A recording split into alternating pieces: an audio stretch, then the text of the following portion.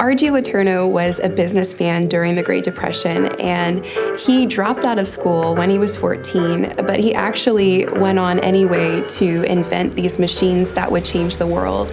He invented 70% of the earth-moving equipment that was used during World War II.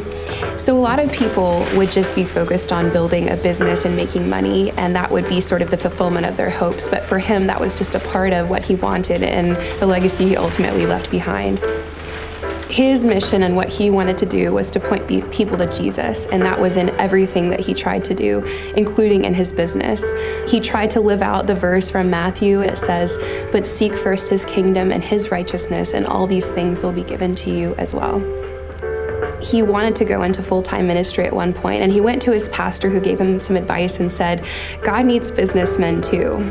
So he focused on his inventions, and he created huge profits for his company using his heavy equipment for road construction and leveling. Within a few years, he had moved from a small amount of money to more than $1 million in income. So in 1935, Letourneau's wife decided to suggest to him an idea that sounds kind of radical, which was to stop giving 10% to God, but to give 90%, and for them to keep only 10% of his income. After that, Mr. Letourneau was fond of saying, "It's not how much of my money I give to God, but it's how much of God's money that I keep for myself." So sometimes Letourneau would do things that drove his accountants crazy. Like just before the Great Depression, they had this construction job and it went bad, and his company was left with $100,000 in debt. But he worked to pay back that debt, and not only that, he had already pledged $5,000 to missions that year, and he insisted his company fulfilled that pledge. So when World War II began, the military started calling up men to serve in the military as chaplains, and Letourneau saw this and decided to do the same thing for his workers in his factories and plants. He decided to use company time and his own money, and he hired 3 full-time chaplains to serve in his manufacturing plants. Letourneau called this Christianity with its sleeves rolled up. That choice to share his faith with his workers had long-lasting effects on their lives. And if that was just a story, then that would be a great story and a way to share your faith. But for me, it has more importance because Mr. Letourneau's choices to share his faith with his workers affected my family. My grandfather grew up and was a teenager during the time of the Depression. And as best I know from his family, I think they may have called themselves Christians, but they weren't actively living out their faith, and they did not go to church. So my pop, after he was discharged from the military in World War II, went to work for one of Letourneau's plants in Toccoa, Georgia. They actually started a program when he was there that would let you make a choice at lunchtime. You could decide if you wanted to go off and have lunch on your own as you normally would, or you could be paid for your lunchtime, and you could also go to a Bible study during that lunchtime. And he chose to do that, probably for financial reasons. And it was through that Bible study, probably led by one of those chaplains, that he decided to surrender his life to Christ and became a Christian. After his conversion and encountering God through the Bible study at Letourneau's plant, then my father's life was exposed to God at a younger age and made different choices in his life, probably because of that. And then for me, that looked like us from really as far back as I can remember being involved in church and being exposed to God. But I remember being a little girl, and I would be at my pop-up's house, and he would talk to me about R.G. Letourneau as a kid, and I just think it's crazy to think of how one man's choices, they've been so far-reaching, and how even long past his death, they kind of still live on today in us.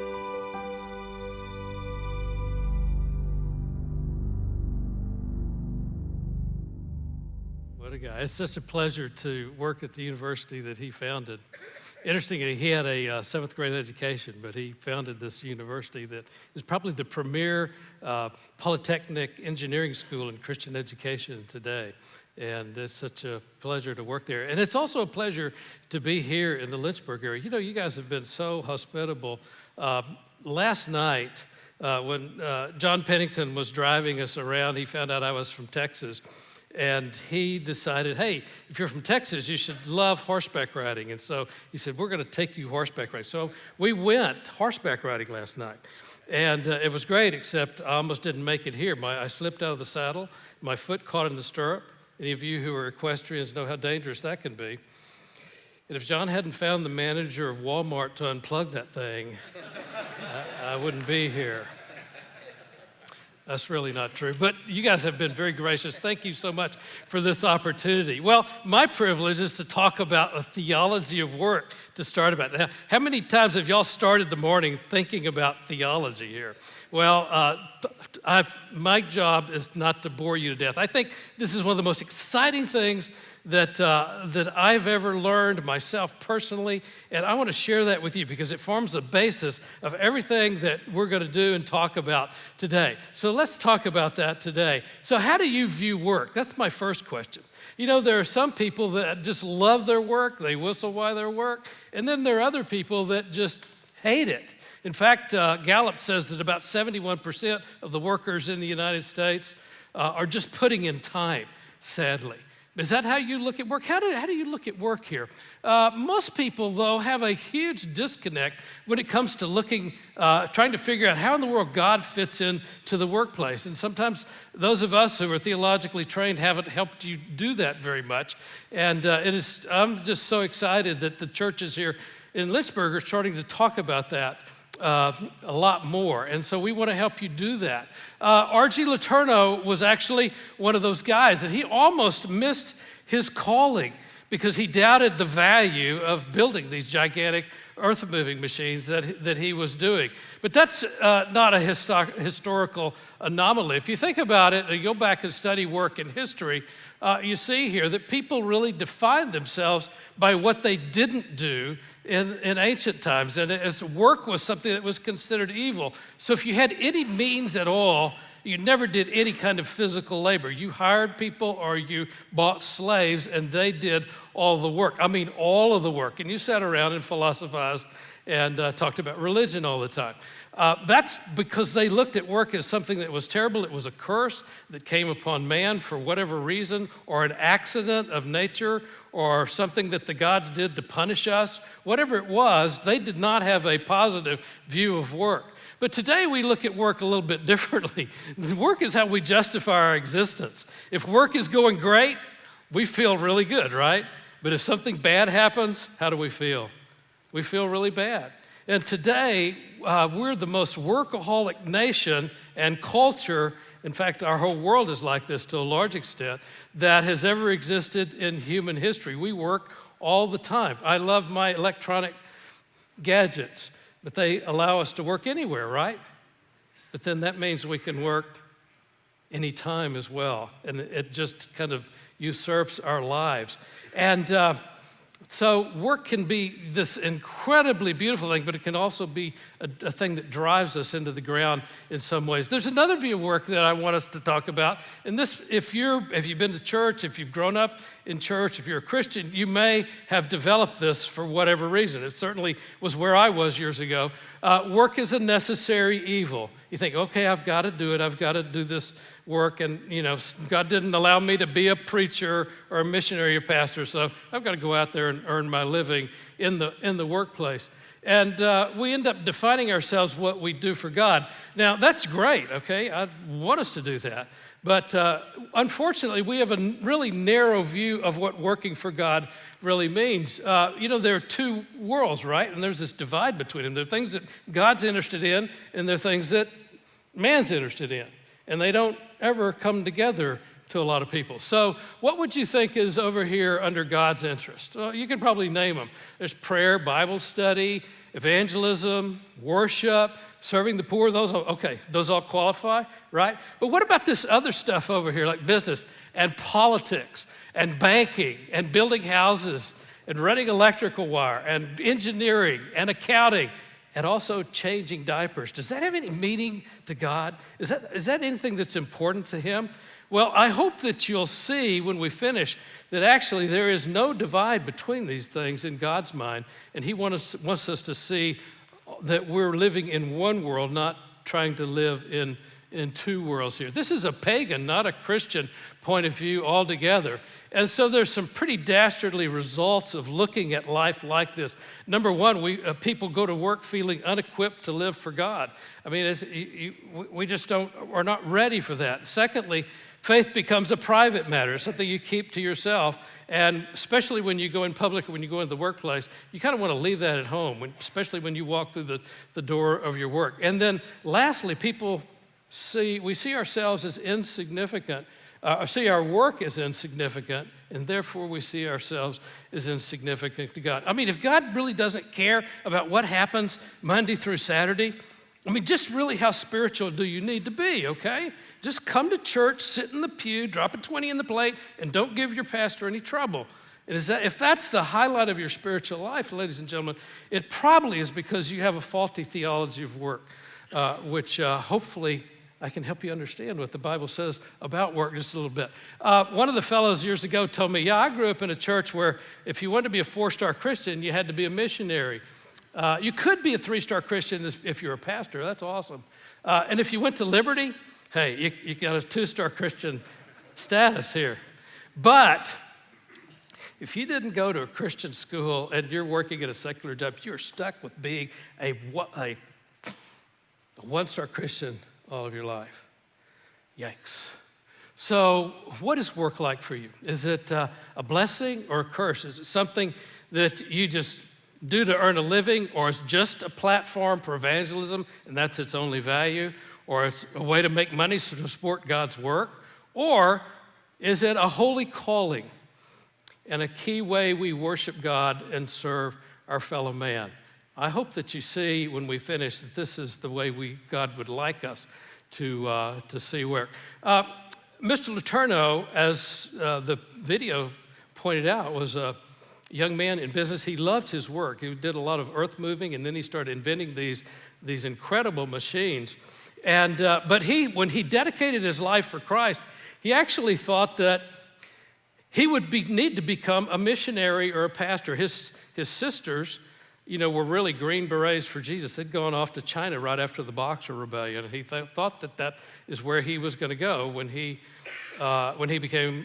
dedicated his life to Christ, because he had this view of if you really wanted to serve God, if you really were all in, you were in some kind of vocational ministry. But as the video mentioned here, when he went to his pastor and they prayed together about this, his pastor told him, Bob, God needs businessmen as much as he needs pastors and missionaries and evangelists. And so Mr. Letourneau said, all right, if that's what God wants me to be, I will be his businessman. And look at what he says here. Later on in life, he wrote this. He said, if I had a religion that limped along during the week and maybe worked only on Sundays or while you're in church, I don't think I'd be very sold on it. And actually, if you look at work like that, I don't think anybody's very sold on it, quite frankly. I think I'd turn it in for a new model that worked 7 days a week, that would work when I was at the church, in my home, or at the plant. And he said, and that's what Christianity does. That is the Christian faith that we find in the Scripture. So what's your career objective? Is it to follow Christ, meaning that you're going to, door number one is that you're going to go through and look at life like that and say, okay, if I really want to be serious about Christ, I've got to leave my business and go be trained for some kind of vocational ministry? Or, door number two, does it mean following Christ like this, seeing your work as a holy calling, claiming your workplace as your mission field, and becoming a full-time follower of Christ in the workplace? I want to urge you that door number two is the way we should do that. Well, it's one thing for you to think about work, but really what we want to do is to figure out how God thinks about work, right? Because that's what counts. So how does God really think about work? But before we do that, let me give you a little quiz, okay? Just so you'll understand the preponderance of work in the Bible. So what does the Bible say more about work or worship, do you think? I kind of clued you in. What do you think? It's work. That's exactly right. There's a ton more about work than actually formal worship in the Bible. Now, this is really interesting. If you put all the heroes of the Bible out, how would this weigh out? Would they be more clergy type, or would they be people out in the workplace, do you think? In the workplace, that's exactly right. If you look at actually who wrote the Bible, it's incredible. There were about 75% of the people that we consider Bible heroes made their living just like you do, out in the real world, not behind a pulpit, not being a prophet or a priest or whatever. Amazing thing. All right, so we don't usually think of people like this sometimes, but here's some Bible heroes. I've got a few of them here. So can you identify this guy here? Reared in the family ranching business, his jealous brothers had him kidnapped and taken to foreign country, where he eventually rose to a top government position and saved the Near East from famine by savvy grain futures trading. Who's this? Joseph. Oh, you guys are good. Excellent. Okay, good. Son of a humble sheep rancher. He was a musical prodigy, and to the surprise of all, he became a great military leader and later the supreme ruler of his country. Who's that? David. Okay. Wow, the guy who wrote all the Psalms was out in the real workplace here. In a day when women were, this is tricky now, okay? This was tricky. In a day when women were considered baby factories, she executed several entrepreneurial ventures in real estate and textiles while maintaining excellent management of her family estate. The Proverbs 31 woman, whatever her name was, she was awesome, okay? And then lastly, he had the most promising young mind in the Jewish legal community. Later, he made a career move into manufacture of portable housing, allowing him greater flexibility in his work to spread the gospel. Who's that? Paul. Boom. Have you ever thought of these guys like that? This is, pitching them in their what we call secular vocation. But even when we look at Jesus, it's really amazing. Where did Jesus spend most of his time? In his ministry or in his small business? In the carpentry shop. Wow, you know this. He spent way more time in his small business, about 10% in his ministry, and 90% of his life, either growing up or working in the carpentry shop. Now, I don't know about you, but if God had sent me to save the world, would you waste time, like that? If what he was doing in the carpentry shop was not important? I don't think so. That ought to give us a clue immediately that God thinks the workplace is a pretty important place. And look at Jesus' parables. There's 37 of them. There's some repeated, but there's 37 actual distinct parables in the Gospels. And so how many of them do you think have a workplace setting? Way more. Look at this. This is amazing. Out of 37, only 5 take place outside the workplace. 32 of them actually take place in the workplace. So, wow. So, okay, what does all this say about work as far as God is concerned? We need to reframe work. And there are 4 things I want us to see here. Number 1, work is a gift of God, essential for human flourishing. It is a way we express our love for Him and our fellow man.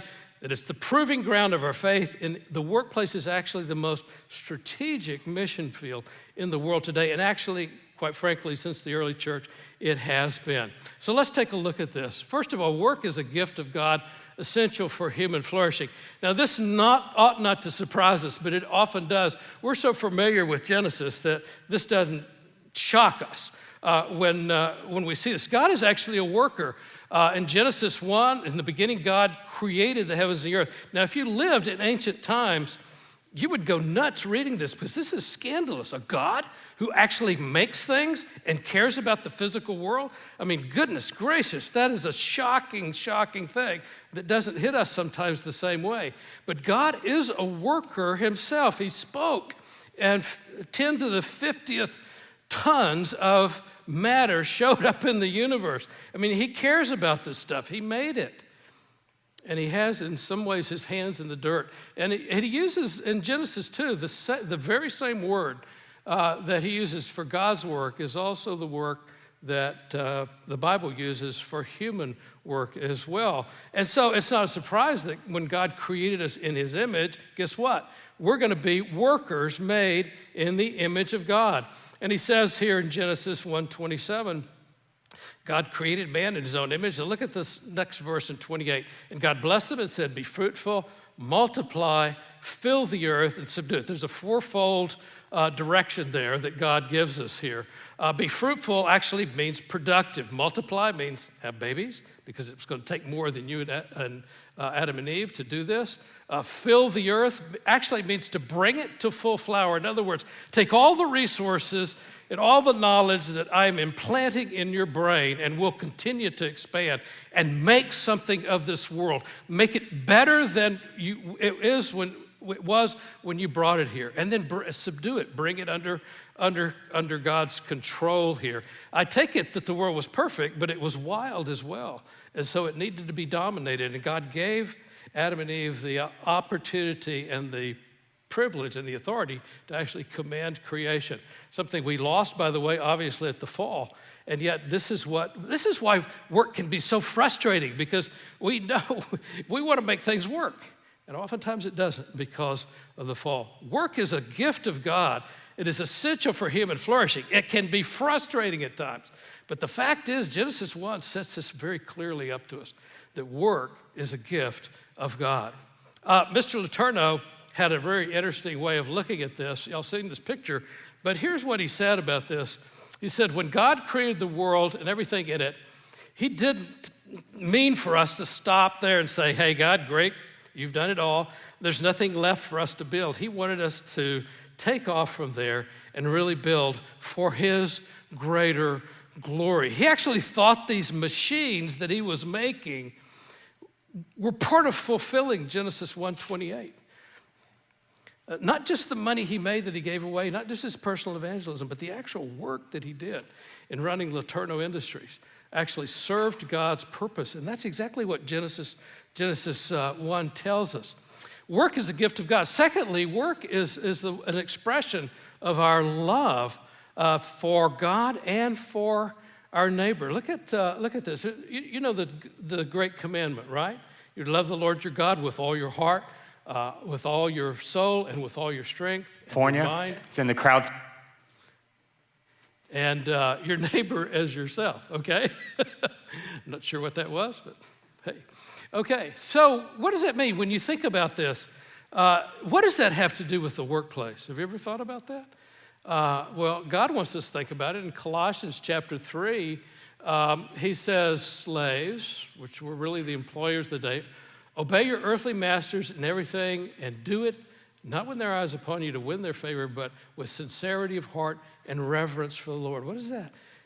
Work is actually a way we worship God, reverence for the Lord. But it's also a way that we serve our fellow man as well. The actual work you do, if it's legitimate work. There's certain things, by the way, that don't fit this last phrase here. Whatever you do, work at it with all your heart as working for the Lord. You know what the Greek word for whatever means, don't you? Whatever. Thank you. Good. We have a Greek scholar in their midst. Whatever. So, okay, that means every kind of work that you could possibly think of, unless, something that's inherently evil, like pimping, prostitution, drug dealing, bank robbing, those kind of things. Those don't work. I don't care why you do that, okay? C.S. Lewis said, no clever arrangement of bad eggs ever makes a good omelet. But other kinds of work are incredibly important to God, and they all fit within his directive in Genesis chapter 1 here. And it's a way that we actually fulfill the great commandment. I don't know if you've ever thought about that, but it's the way we love God, and it's a significant way that we love our fellow man by creating things, products, services, work that serves people's legitimate human needs. That's working for God. So the third thing that I see when I look at the scripture is that work is a proving ground for our faith. It is the place, let me talk to any pastors here, y'all know the word spiritual formation. That's a fancy word for discipleship, okay? Our spiritual growth is dominated by what happens in the workplace. If we take God to work and he is the Lord there, it is going to mean an incredible difference in our spiritual life. It is going to be hugely transformative to our own spiritual growth. And if we don't, ladies and gentlemen, we stunt our spiritual growth forever if we never see this and never understand this. Matthew says, no one can serve two masters. Either he will hate one, love the other, or he'll be devoted to one and despise the other. You can't serve God and money. In a fallen world, you see, work can really become an idol, can it, right? Because that's why we're trying to receive, that's what we're trying to justify our own existence by, and it won't ever work. And it forces us, work forces us either to trust God or to trust ourselves. And in that decision, where that takes place, we either grow or we stunt our spiritual life. I love what Psalm 127 says here. This is something I've had to learn the hard way, and maybe most people do. Work is where we learn to trust God. Psalm 127 says, unless the Lord builds the house, what? They labor in vain. How many of you are in construction here? Anybody construction in some way? Unless the Lord is in your operation, it's not going to work, okay? Unless the Lord is there in that, you labor in vain. The watchman, anybody in law enforcement or government or any of those here, there's a few of you there. Unless the watchman keeps awake in vain, it is vain to rise up early, retire late, to eat the bread of painful labor for the Lord. Look at this. How many of you work in business where you actually try to generate income? Okay? There's a few of you here? Okay. So what does he say here? It's vain to rise early and eat the bread of painful labor, because why? The Lord gives to his beloved even in your sleep. This is under his control because he cares about work. This is not just in your hands. And understanding that and realizing that is incredibly important for our spiritual growth. Well, not only that, but workplace is an incredible mission field as well. The reality of our faith is actually demonstrated most strongly where we actually spend time with non-Christians. So ask yourself that question. Where do you spend the most time, or let's turn it around the other way. Where do non-Christians tend to spend most time with people that know the gospel message? It's in the workplace. And by the way, that's historically true throughout the New Testament and down to our age. Have you ever read in the book of Acts and in the epistles or somewhere it says, and the gospel spread from house to house? You remember that? You know what the word house is? It's the word oikos. And oikos, yeah, it's a house, okay? But it's also an establishment. It is the basic economic unit of the Greco-Roman world. And so what we're being told there is the gospel spread from business to business along lanes of commerce. That's how the gospel spread throughout the Mediterranean world, through the workplace. This is certainly true. Colossians tells us two things here. Be wise in the way you do what to outsiders? How you act toward outsiders, right? So our behavior, how we treat people, what we say to them is incredibly important. So in the workplace, if I'm treating people right, if I am demonstrating godliness to them, if I am doing excellent work, by the way, because God deserves that, then people notice. So wisdom in the way we act, but also in the way we talk here. He says, let your conversation always be gracious, seasoned with salt, so that you'll know how to answer anyone. Ladies and gentlemen, there's a book in your bag here that's a gift from LeTourneau University that a physician I wrote several years ago that basically explains how to be wise in the way you talk to non-Christians in the workplace. It's been taught, these principles have been taught all over the world to thousands and thousands of people.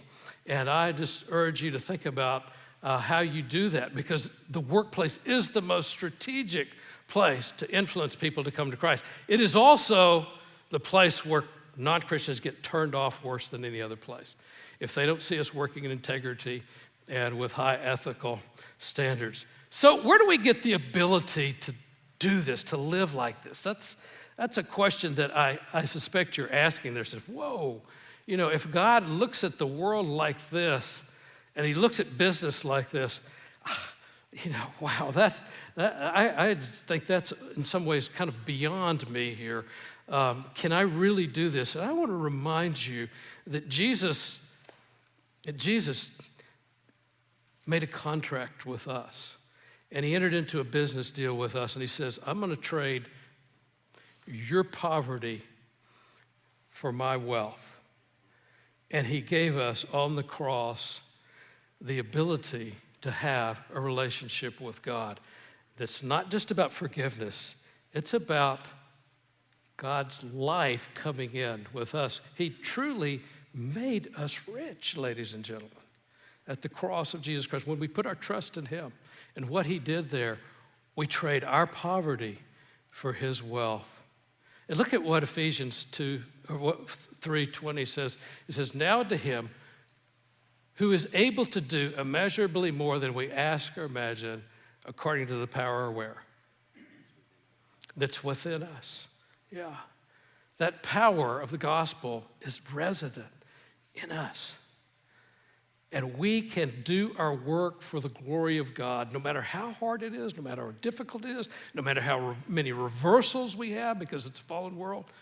We can still do our work and our business to the glory of God because he is there, he cares about it, and he shows up every day before you get there and says, hey, let's go to work together in this place of work. As you do excellent work, as you demonstrate godly character, as you care about people and you communicate wisely, people pay attention. So we got two choices here. Which door are you going to open here?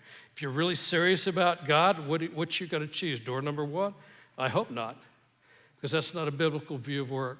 Door number two, following Christ means taking your faith to work, seeing your work as a holy calling and becoming a full-time follower of Christ in the workplace. God has plans for you, ladies and gentlemen. You are his creation. He created you for what you're doing. And so let's draw upon that power. And I don't care what you are, an engineer, a teacher, a doctor, a scientist, an architect, construction worker, even a banker. Oh my goodness, yes. Absolutely. You can do your work for God. So here are some of the Monday morning realities that we have. Number one, we take our faith to work. When we take our faith to work, even the most mundane task becomes spiritually significant. Wow. Even the things you don't like to do, they're spiritually significant. The things you love to do, are spiritually significant. Everything. Secondly, work is not a distraction from your spiritual life. I want you to see, it really is the key to your spiritual life. If you're not taking God to work intentionally in your mind, it will warp your spiritual life significantly. And thirdly, we go to work for the same reason we go to church, actually. Do you realize this? To worship God and to serve our fellow man. That, ladies and gentlemen, is a biblical theology of work, and it will change your life. Thank you very much.